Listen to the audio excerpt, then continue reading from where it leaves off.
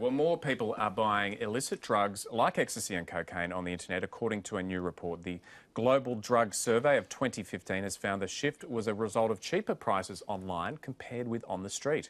The report has revealed the price of ecstasy pills in Australia is now double the global average, and it appears Australians are among the biggest users of prescription drugs.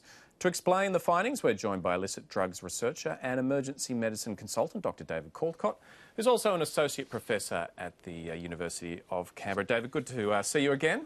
You too. Now, one of the really interesting things to come out of this survey is how expensive illicit drugs are in Australia. The cocaine price in Australia is 3 times what it is in the UK. Ecstasy is twice what it is in the UK. Is this high price in Australia having an impact on demand here? I don't think so. It doesn't reflect in the consumption patterns that we see reported in any measure that we're looking at. We have an affluent society, and the people who want to consume drugs will find a way of doing so. It does have, I guess, a degree of reflection of the ability of law enforcement and customs to provide an interdiction, and also it probably reflects what might be described as the tyranny of distance. It's just more expensive to get drugs out here. But we still have amongst the highest rates of ecstasy and methamphetamine use in the world, don't we? Australians are very keen consumers of a wide variety of illicit products, as well as keen consumers of alcohol. The survey does suggest that price is having an impact on where people buy their drugs. More and more people seem to be buying them online. Now, what challenges does that pose for law enforcement officials? It's actually very difficult for everybody who's involved. So there's a lot of focus that's placed on the change in the nature of the products that are coming online. So these novel illegal products of novel psychotropic substances. What perhaps hasn't been taken up is the change in the market itself. So you've had these sort of pedestrian dinosaur type markets of heroin, coke and marijuana over years in the past, which have now been supplanted by a very dynamic and nimble market.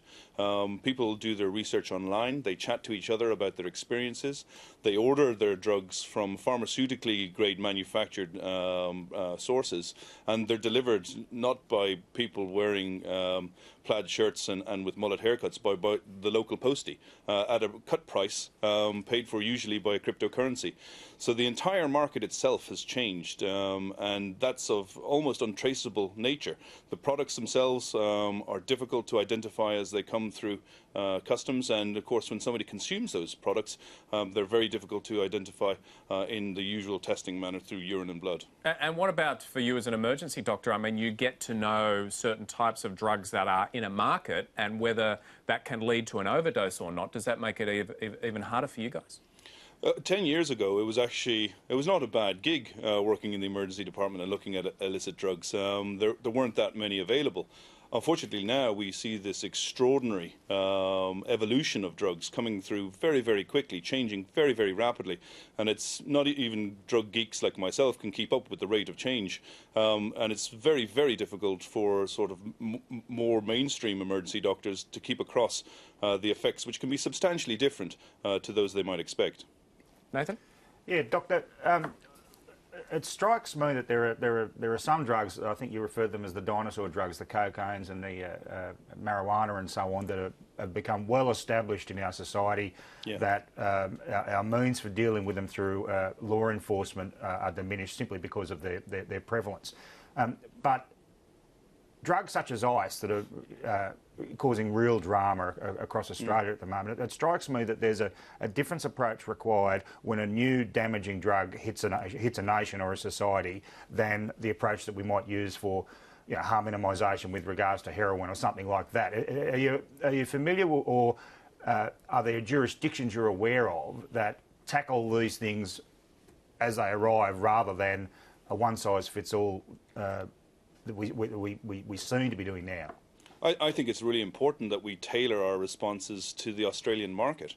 I think, one of the interesting things about the methamphetamine market, whereas 10 years ago when Steve had longer hair, the methamphetamine market was largely home produced from mom and pop labs in rural Australia out of the backs of cars. What we're seeing is some very high grade methamphetamine coming through the same routes as the novel psychotropic products being manufactured overseas. I think one of the important things from the data we're seeing is that we're kind of maxed out as far as reducing the supply is concerned. We're trying very hard to do that. And what we really need to do in the harder side of the equation, and the reason why it's not addressed very frequently by politicians and sociologists, is that the demand side is probably where the money is at now. Why are people turning to this in this way in Australia? What is it about modern life in Australia that makes young people want to escape it, be it pharmacologically as opposed to geographically?